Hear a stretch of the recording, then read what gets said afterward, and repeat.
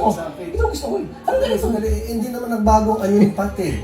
Sa paningin mo lang siya nagbago. Hindi, ito gusto ko. Siya ang gusto ko. Totoo lang.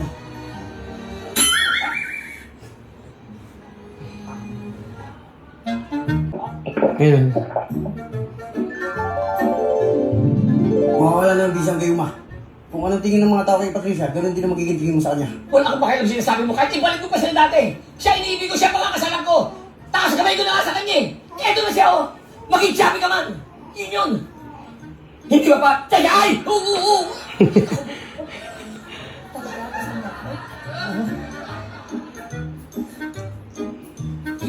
Iha, alam mo, may kasabihan nga tayo. Kung ang palayok, may katapat sa sandok, naniniwala ko. May soulmate ka. At sinisiguro ko rin sa'yo, hindi ako yun.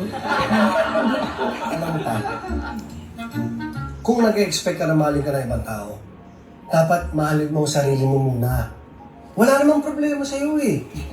Iba lang ang tingin ng ibang tao sa'yo. Pero ikaw, wala problema sa itsura mo. Ha? Pat, baka gusto mong kumain.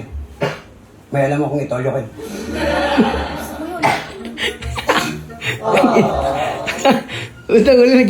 bandang uli naging